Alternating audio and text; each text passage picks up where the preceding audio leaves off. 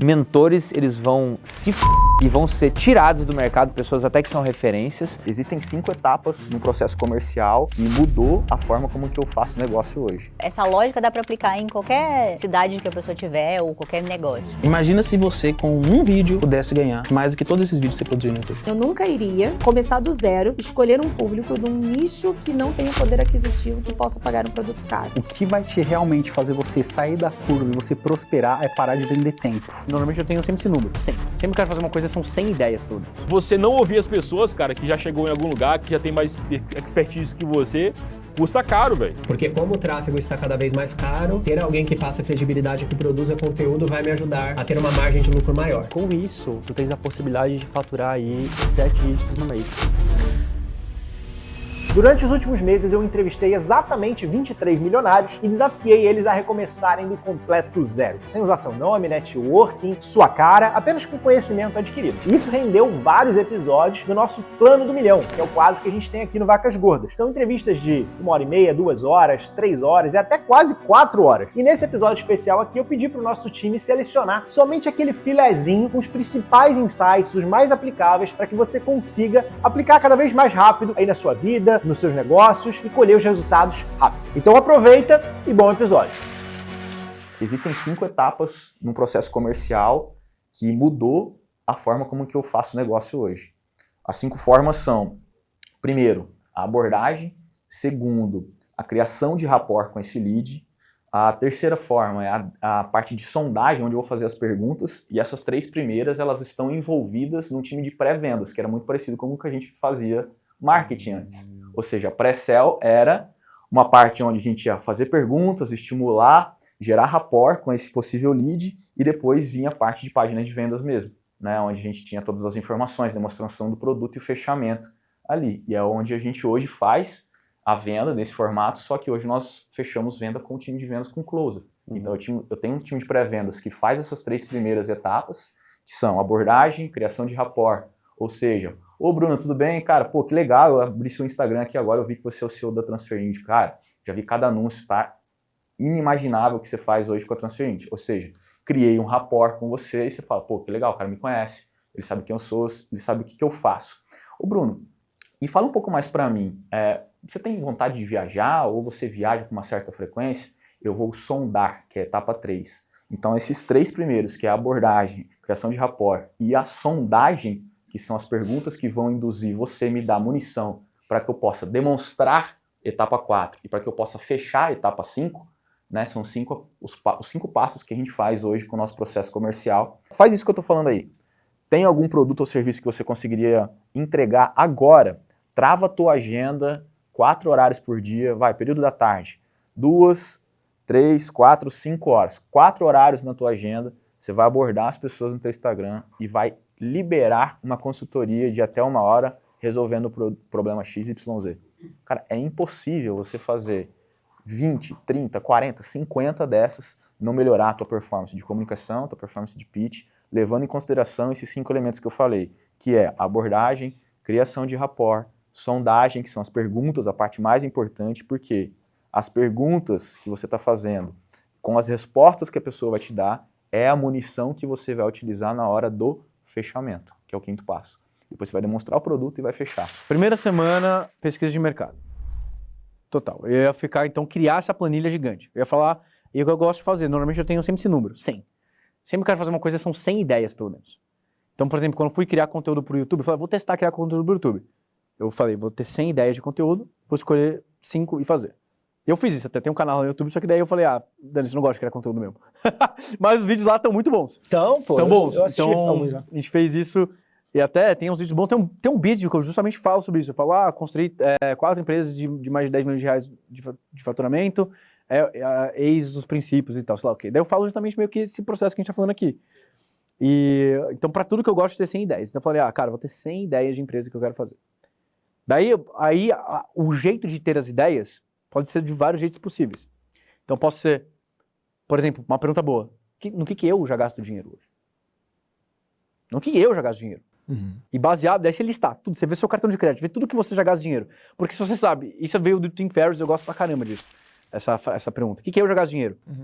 Você lista tudo e fala, porra, dessas coisas que eu gasto dinheiro, eu conseguiria fazer alguma coisa melhor? Eu conseguiria, de repente, algum desses que não resolve exatamente o problema que eu quero que seja resolvido, né? E pensar nessas perguntas. Então, posso fazer melhor? Posso fazer diferente? Não precisa nem ser melhor, mas diferente? Posso resolver um problema, ou um outro problema que essa empresa não resolve? Então, essa é a primeira coisa. Ver o que você já gasta dinheiro hoje, né? A outra pergunta que você pode fazer para te dar ideia de negócio é: o que eu sinto falta no mundo? O que não tem? Então, por exemplo, tem uma ideia de negócio que eu acho legal, que a gente tem até na planilha, que era, uma Olimpíada de jogos de praia. Por que não tem essa porra? Uma Olimpíada só de praia. Daí vai ter, né, as pessoas saradonas lá fazendo os exercícios, todo mundo vai querer ver. Né? Vai ter uns esportes maneiros. Você consegue fazer parceria com várias marcas que vão querer estar lá. Uhum. Por que não tem uma porra dessa? Né? Então é meio que isso. O que falta no mundo? O que eu gostaria que tivesse no mundo e não tem? Uhum. Por exemplo, eu tenho várias ideias de filme, por exemplo. São coisas que faltam no mundo. Só que eu não tenho tempo agora para fazer ainda, mas eu gostaria de fazer.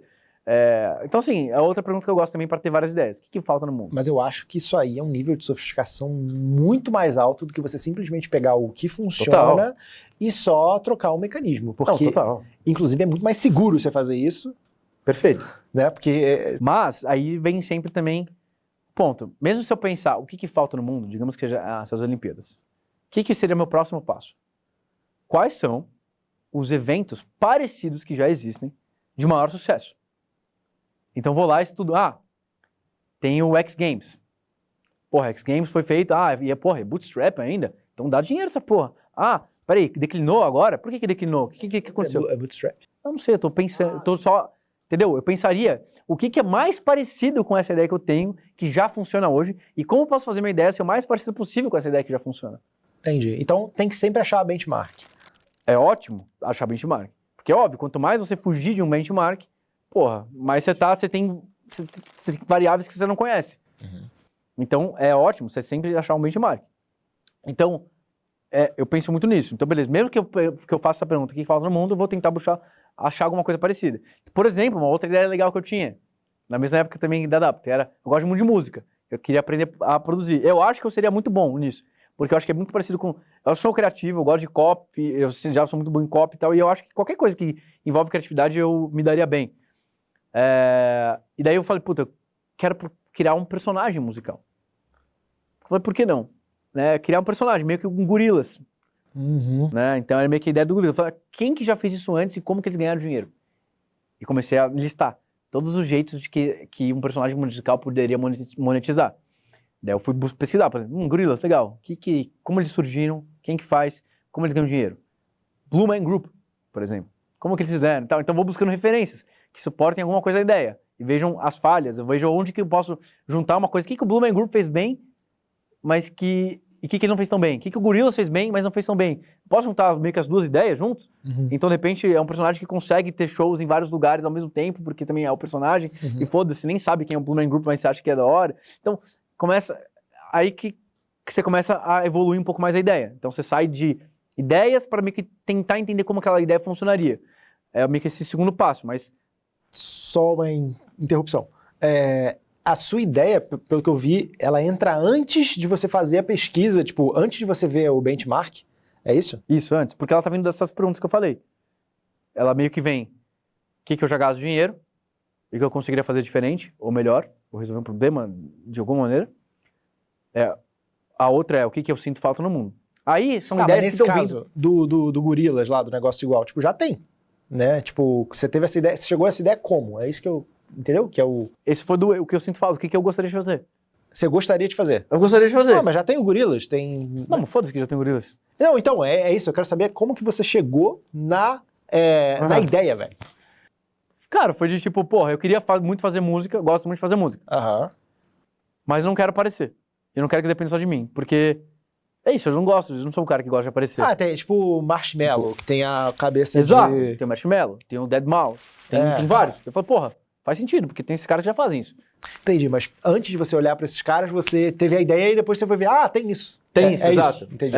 Deixa eu ver se essa ideia faz sentido. É porque eu tô tentando traduzir pra galera que a maioria das pessoas não são tão criativas assim, não tem tanto repertório e talvez não chegariam numa ideia dessa primeiro, antes de olhar o que tem. Então, Isso. talvez um caminho mais seguro seria olhar o que tem e ver como que eu posso melhorar isso aqui. Não, isso que eu tô falando, mas são dois jeitos diferentes de ter ideia. Um é que olha esse o eu que acho que é tem. mais sofisticado. Mas Não, o jeito mais fácil de ter ideias boas de negócio, o que já bomba, o que já vende muito e como eu posso criar alguma coisa diferente. De duas uma, ou eu seria o rosto, ou eu procuraria algum rosto bom. Eu usaria um projeto que tivesse um rosto que pudesse produzir conteúdo e criar uma autoridade naquele assunto. Porque como o tráfego está cada vez mais caro, ter alguém que passa credibilidade, que produza conteúdo, vai me ajudar a ter uma margem de lucro maior. Legal, bom ponto. Você buscaria ter um rosto só ou múltiplos rostos? Um rosto. Um rosto. Um rosto. Você iria centralizar. Porque a conexão... Eu seria um líder de algum movimento, um líder de alguma causa. Tem que ser uma pessoa que vai representar uma causa e que vai criar conteúdos em cima disso para criar uma audiência forte, uma tribo forte e um produto campeão ali, um método campeão ali. Tá. O meu papel é muito te confrontar aqui, tá? Sim. Então, assim, preciso te fazer uma pergunta honesta, porque eu nunca gostei tanto dessa dependência de ter uma imagem linkada a uma pessoa. Sim. Essa pessoa ela seria seu sócio na operação ou não? Seria uma pessoa contratada? Eu faria com o meu rosto. Tá. Mas, se eu não tiver... Vamos supor, por que eu faria com o meu rosto? Eu faria com o meu rosto porque eu já tenho um conhecimento, eu já tenho confiança para gravar conteúdo. Entendi. Se eu fosse o Elias lá de trás, eu não teria coragem de aparecer na frente da câmera. Entendi. Por isso eu tô dizendo que eu faria uma dessas duas coisas para quem tá assistindo talvez se identificar. Mas hoje eu faria com o meu rosto. E, cara, eu compartilho muito disso aí. Com certeza acho que se eu não tivesse os resultados que eu tenho hoje, eu não estaria gravando esse programa. Exatamente. Você teve alguma coisa que te deu confiança para estar aqui. Porque por mais que eu esteja aqui como um host, né, tentando entender as pessoas, etc e tal, eu poderia fazer isso, né, se eu não tivesse... Se eu não fosse milionário também, né? Sim. Em português, claro. Eu poderia fazer isso, só que, cara, eu não me sentiria confortável para poder opinar, para poder refutar algumas coisas, né? Porque às vezes tem gente que senta aqui e fala um negócio e fala, cara, eu discordo. Sim. Entendeu? E eu quero poder falar isso abertamente até pra galera poder absorver dois pontos de vista. Sim, com né? certeza. Então, isso é bom. Eu seria esse rosto também, se eu fosse você. Só que eu não colocaria uma pessoa só para ser o rosto, porque eu acho que isso pode dar problema a longo prazo. Sim, com certeza. Tudo pode dar problema. Você ser o rosto pode dar problema porque também. eu já fiz isso e já me fudi. Você ser o rosto pode te dar alguns problemas. Também. Um dia você encheu o saco de gravar, você tá mal, você tem uma depressão, Cara, pode acontecer mil coisas. Tudo tem seus prós e contras. Tudo tem seus prós e contras. Se eu tenho essa skill, tá? De pegar e fazer uma campanha que ela vende, que dá certo, aí eu precisaria fazer o máximo disso possível, tá? Aí como que eu faria isso? Eu iria ver qual que é o tipo de oferta que mais está vendendo no mercado digital. Provavelmente vai ser algum suplemento, porque geralmente tem um ticket médio muito maior.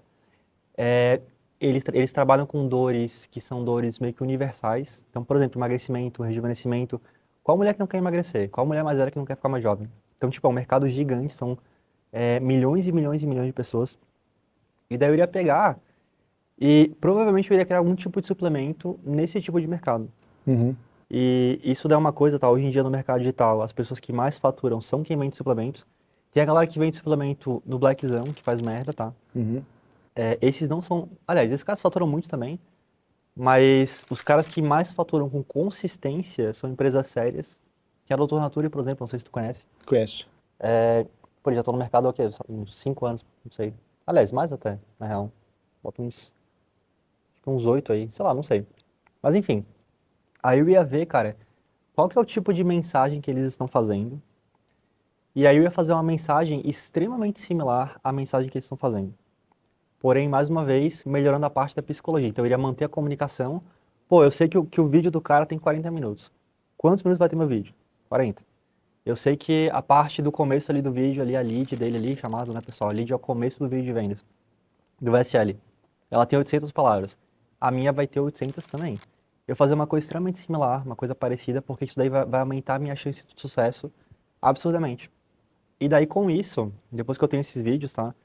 Aliás, esses scripts aí que eu criei usando meu conhecimento de copywriting e também o criei usando o que está funcionando no mercado, eu ia pegar isso daí e eu iria melhorar na psicologia usando ideias, mano. Que eu iria pegar de mensagens de vendas que foram escritas há, tipo, 50 anos atrás. Existe uma coisa, pessoal, chamada de swipe file. Aí isso daí, para quem não sabe, é como se fosse uma coletânea, um acervo de copies, de mensagens ali. E esse acervo são mensagens que tu pode pegar e olhar para se inspirar. Então, por exemplo, se tem um vídeo de vendas que ele fala assim, tipo, sei lá, de clareamento dental, por exemplo. Então é um negócio para a pessoa clarear ali os dentes. Aí a tua promessa é essa, você vai ficar vou te ensinar aqui a ficar com o dente branco. Aí, vamos dizer que tu viu lá, tu entrou lá num site, por exemplo, swipefile.com, ou, sei lá, ou qualquer swipe file, se tu digitar swipe file no Google, vai aparecer. E aí, digamos, tem um anúncio lá, tá? Como tem de fato um anúncio que fala assim, por exemplo, esse médico diz, eu não bebo, aliás, descubra por que esse médico diz, eu não bebo água, já vai fazer 30 anos. Aí tu pega essa ideia, essa psicologia, e dá um jeito de encaixar essa psicologia nessa nova comunicação que já está validada. Então tu consegue pegar uma psicologia antiga, que é boa, que tu acha interessante, tu pensa em alguma coisa que te chama atenção, e tu consegue botar essa ideia, esse ângulo, esse gancho, como tu quiser chamar, essa maneira de chamar atenção lá no teu vídeo. E aí com isso tu vai criar um vídeo novo, uma coisa nova que nunca ninguém viu, que como trabalha num nicho que funciona, tá? Aliás, num nicho validado, um nicho que já tem muitas pessoas vendendo, num produto que já está vendendo, tu vai ter um diferencial, que é essa psicologia nova. E aí com isso, tá? Tu tens a possibilidade de faturar aí 7 dígitos no mês. Então, da mesma forma que eu não recomendo você vender um e-book de R$9, eu não recomendo também você vender o primeiro produto de R$10.000. Eu acho que existe uma margem, dependendo do nicho que você vai atuar, que está na casa de R$2.000 a R$4.000. Tá. Tá, Então, você acha esse um bom ticket ali para começar ali? Profissional, sim. Tá. E sempre vendendo mentoria, é isso? Cara, hoje mentoria até está empacotada de diversas formas. É isso. Eu acho que o nome mentoria hoje está começando a ficar um pouco pejorativo. Demais. E tem um próximo... Assim como o curso ficou. Exatamente. Tem um próximo movimento do mercado, vou cantar uma pedra aqui, tá? Mentores, eles vão se fuder e vão ser tirados do mercado, pessoas até que são referências, porque eles não estão entendendo o que é empacotar uma mentoria. Porque a mentoria tem a característica de contato com o mentor. Se eu estiver numa parada, eu vou te entregar. Agora, o que está acontecendo? 2023, 2024 para cá começou a mudar. Que agora a mentoria eu compro de você, mas quem entrega é o Zezinho, que não tem nem domínio do curso. Então o cara, ele está cobrando 15, 20 pau, ele está vendendo acesso, só que não está entregando. Então, quando a gente fala de mentoria, eu não gosto de trazer um contexto de que vai ser uma mentoria muito escalada por um preço baixo. Mas nada que talvez uma primeira turma não funcione legal dessa forma, porque uma mentoria que tenha contato com o mentor, ela tem uma oferta sexy. Por um preço interessante, legal, a gente consegue escalar. Mas uma mentoria do longo prazo, a R$2.000, R$3.000 uma referência, cara, não fecha conta. Qual que é o conceito de mentoria para você? Como é que você imagina? Cara, para mim, o conceito de mentoria, ele tem uma característica de aceleração de um produto de entrada, talvez. Então, ele traz um resultado mais rápido e ele traz acesso ao mentor. Eu não te vendo uma mentoria, sendo que você nunca vai estar em contato, mínimo em um grupo do WhatsApp comigo. Então, eu acho que, de forma resumida, se for mentoria, o teu aluno ele tem que estar um arroba de uma opinião sua, num grupo no WhatsApp. Então, ele marca, cara, eu quero a tua opinião em relação a esse determinado ponto da minha empresa, que é uma oportunidade ou um desafio, e eu vou te falar o que eu faria ali. No final das contas, o cara quer acesso, né? Pra caralho, pô. Porque o conteúdo é a mesma merda. O cara grava, beleza. Agora, o cara vai lá falar, o cara fala no WhatsApp, tem outro preço. O cara fala ao vivo, tem outro preço. O cara vai lá na tua empresa e mete a mão na massa, tem outro preço. É outra coisa. Mas é tudo a mesma coisa. Tudo a mesma coisa, só que com níveis de acesso diferentes. Então, mentoria deixa um pouco de ser aquela característica só de método e passa a ser acompanhamento. E deu certo, inclusive eu usei uma estratégia que... Posso compartilhar? Claro, deve. Foi assim, ó, o que eu entendi? Eu falei, cara, essa lógica dá pra aplicar em qualquer cidade que a pessoa tiver ou qualquer negócio. Eu entendi assim, eu preciso ter volume de audiência, precisa ter atenção aqui das pessoas para conseguir converter isso em clientes, para mais exposição, mais visibilidade, mais cliente eu vou ter. Poxa vida, até eu produzir os conteúdos e vai ter uma curva ali. Como que eu encurto? Então, pensando, né? Eu tô com urgência, né? Como que eu encurto para divulgar mais o meu negócio? Eu vou me associar a pessoas que já, influenciadores que já têm autoridade. Agora, como que eu vou fazer isso? Então, esse é um caminho, né? Para você crescer, você precisa se associar às pessoas que já estão lá. Tá, mas como? Né? O que eu de valor, é uma mentalidade, um insight para quem quer fazer network, ou criar associações. O que eu de valor posso entregar e agregar para essa galera? Pô, eu estava estudando marketing já há um tempão.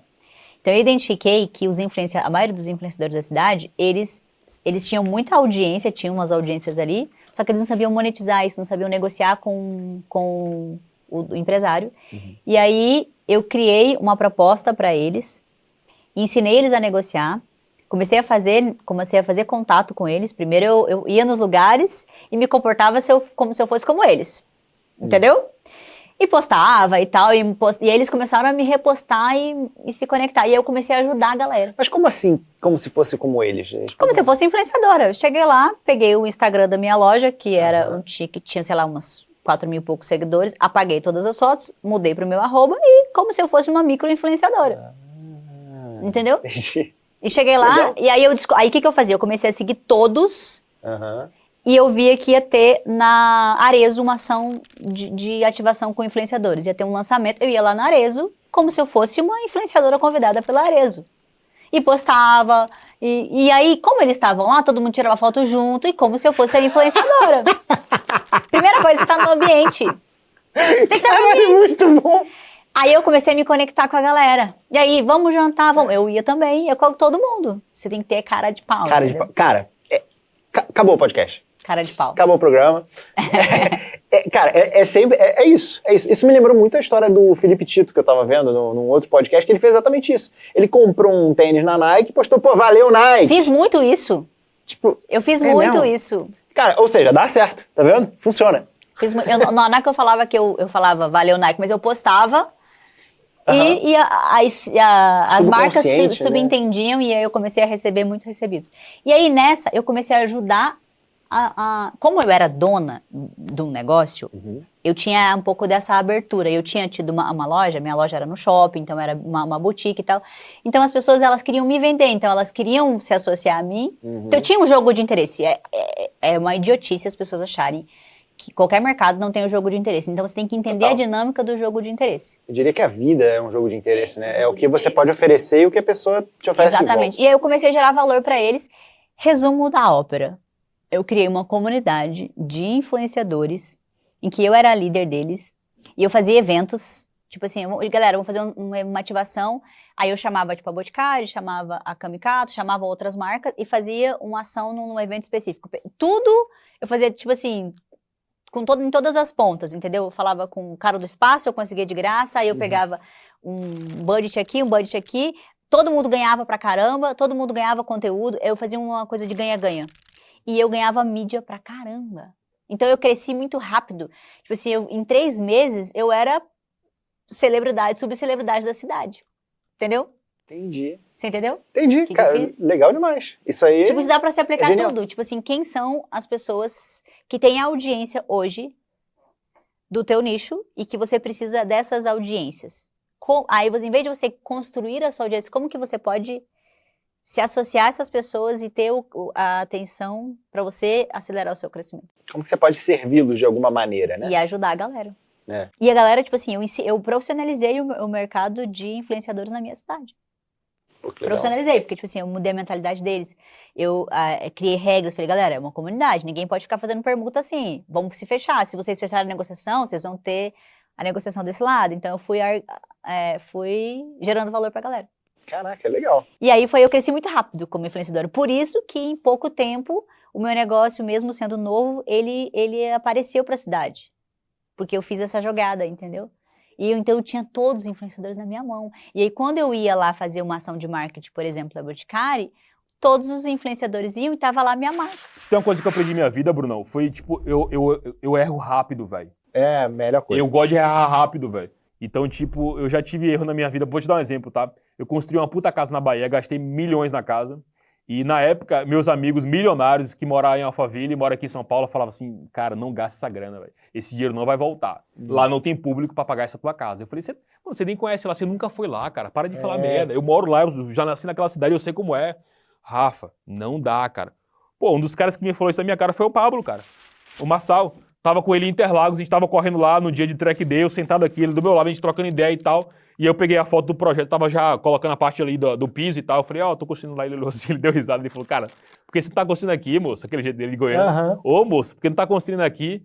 Eu falei, não, é porque eu já moro lá, não sei o que e tal. Depois eu vendo e tal, vendo fácil. Ele olhou assim, vende fácil?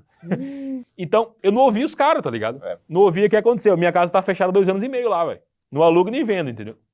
2 anos e meio, velho. Aí tava um valor tanto, já diminuí 1 milha, diminuí quase 2 milhas pra tentar vender e tá lá, entendeu?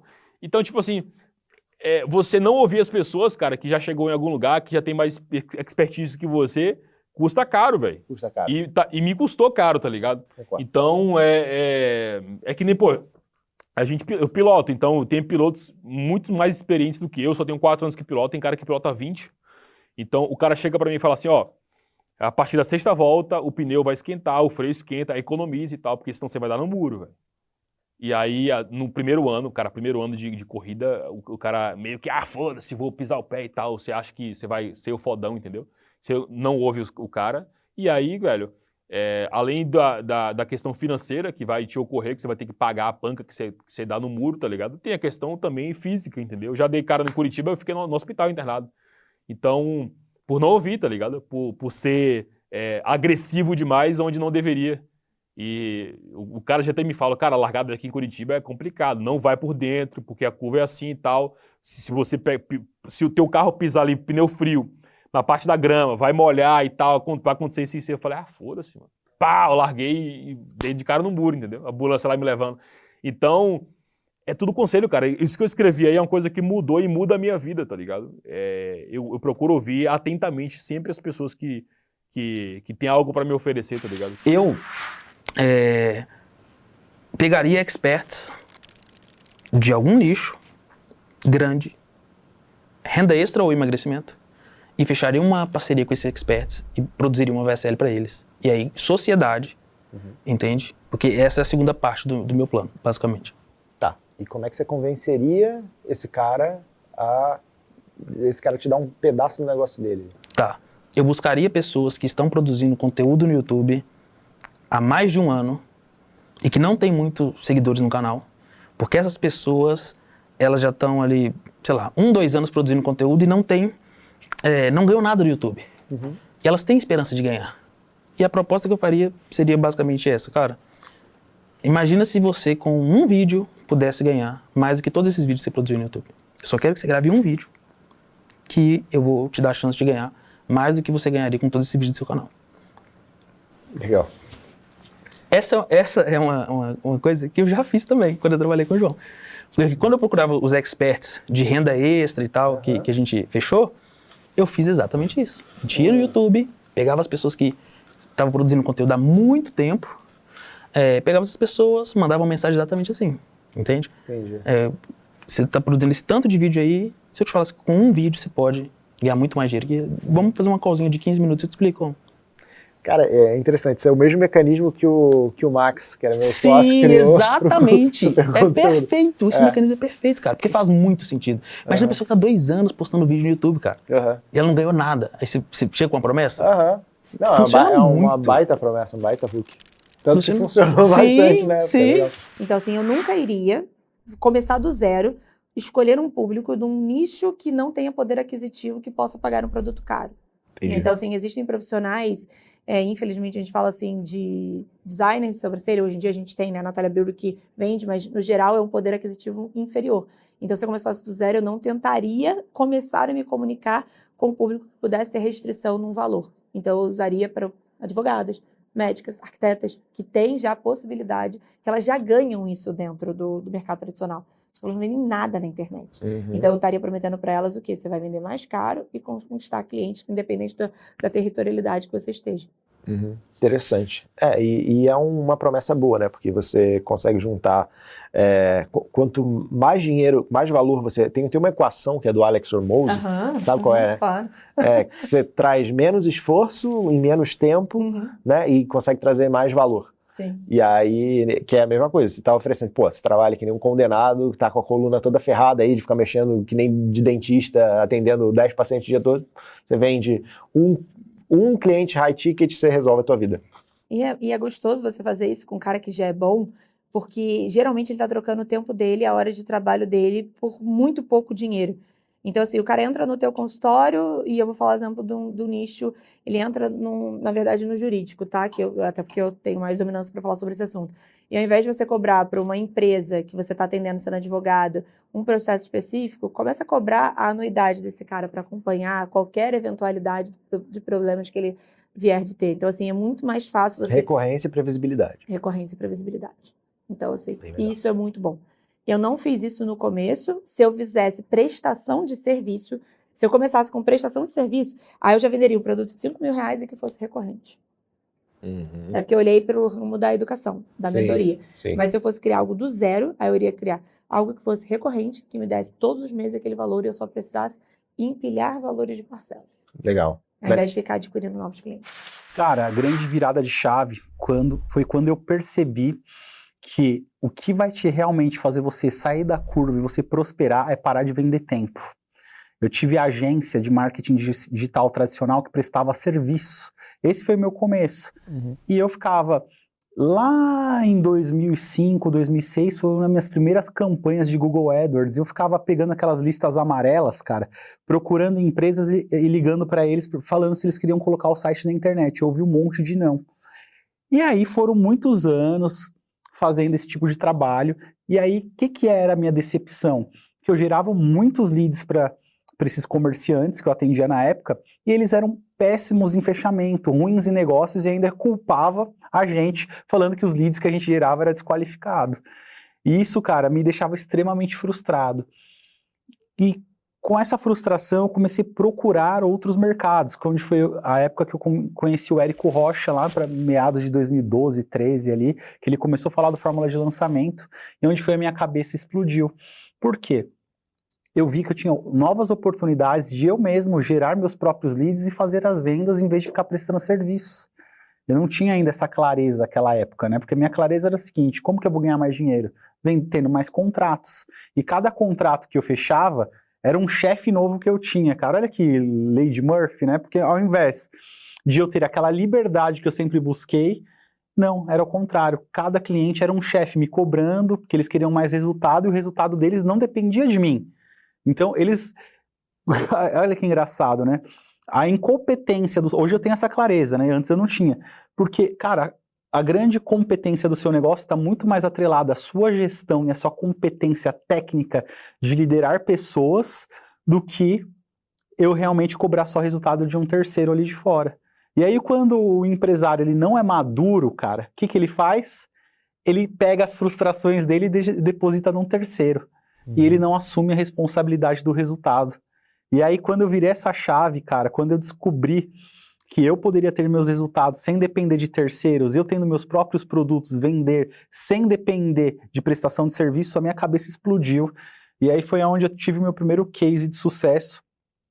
Foi quando eu conheci o Leandro Aguiari, lá em 2014 para 2015. O Aguiari já era muito meu amigo, desde 2009, antes do digital a gente já se conhecia. Vocês são da mesma cidade lá? Cara, o Aguiari, ele era de São Paulo, aqui de São Paulo, e eu era do ABC, só que ele tocava guitarra e eu também. Ele tinha um estúdio, e eu fui gravar no estúdio dele muitos anos atrás. E a gente se conheceu na área da música, que não tem nada a ver com o digital. Legal. E aí, em 2013 para 2014, ele estava lá no Facebook era uma febre naquela época, ele postou uma foto com o Érico Rocha. Eu falei, meu, o que você tá fazendo aí com o Érico? Ju, preciso te contar. O Érico me chamou para ser o videomaker dele, aquela coisa toda, e a gente se reuniu.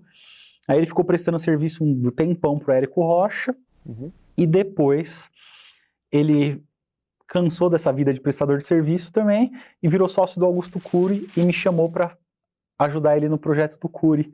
Aí foi meu primeiro impacto de verdade aí com o digital, que aí eu tocava a parte de tráfego com ele, afiliação, outras coisas, e ele fazia a produção do audiovisual e aí explodiu.